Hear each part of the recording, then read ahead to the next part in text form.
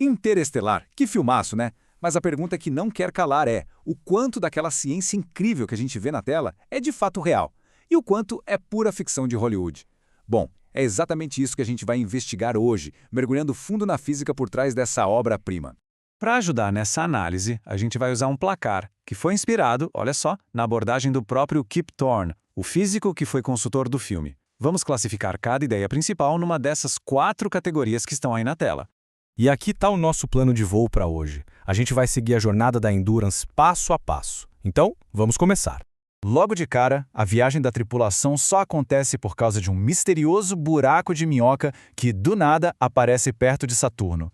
Mas será que uma coisa dessas poderia mesmo existir? A ideia é simplesmente fascinante. Pensa assim, é como dobrar uma folha de papel e furar os dois lados para conectar 2 pontos distantes na hora. Seria um atalho através do próprio tecido do universo. E a diferença no tempo de viagem seria algo absurdo. Uma jornada de milhões de anos poderia se transformar em uma viagem curta. Isso, na teoria, viabilizaria as viagens entre galáxias. Só que aqui é que o bicho pega. Embora a matemática permita a existência deles, para manter esse túnel aberto, a gente precisaria de um tipo de matéria com propriedades bizarríssimas, a tal da matéria exótica, com energia negativa. Algo que a gente nunca viu na vida. Por isso, nosso primeiro veredito tem que ser especulação. Ok, vamos em frente. O destino da tripulação é um sistema planetário que orbita um buraco negro simplesmente colossal, o Gargantua. Imagina só, um monstro com a massa de 100 milhões de sóis. E o mais legal é que isso não é ficção. Buracos negros supermassivos são bem reais. A nossa galáxia vizinha, Andrômeda, por exemplo, tem um com um tamanho parecido. Então, a existência de um monstro como o Gargantua é um fato científico. Aqui, sem dúvida, a gente marca verdade no nosso placar. Certo, mas e aquela imagem icônica do filme? Aquele anel de luz em volta do buraco negro. O que é aquilo?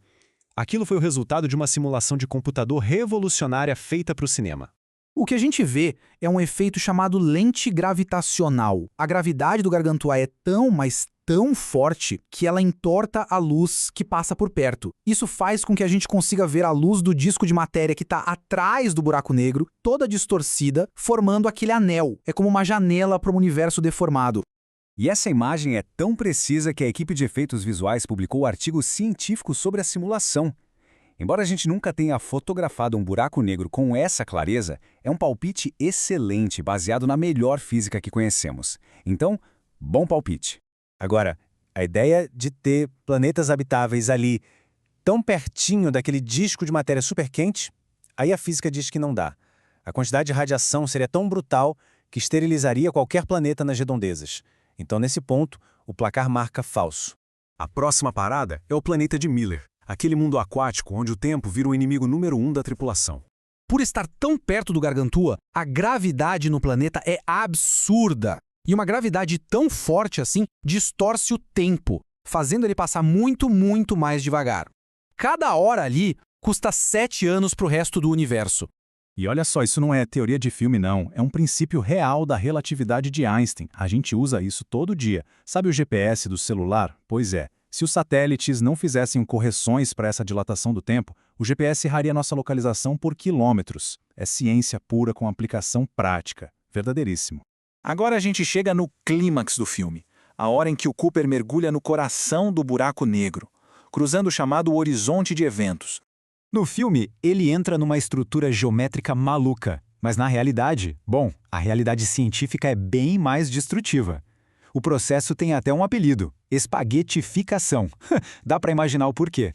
A física aqui é bem clara. Não tem como sobreviver a esse mergulho. As forças gravitacionais iam simplesmente despedaçar qualquer coisa, seja uma pessoa ou uma nave.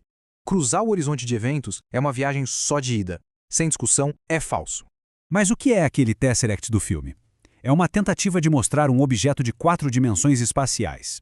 Um hipercubo. Pensa assim, um ponto vira uma linha vira um quadrado vira um cubo.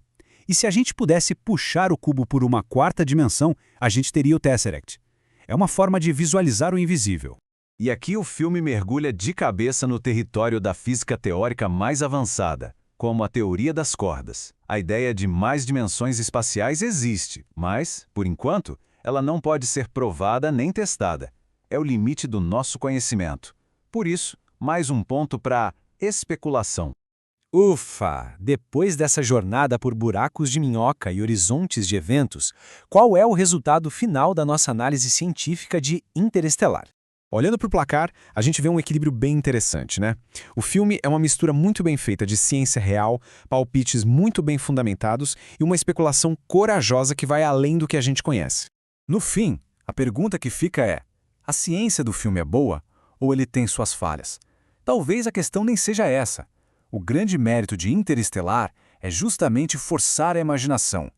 Ele pega o que a gente sabe e estica até o limite do possível. Funciona como um gigantesco "e se?".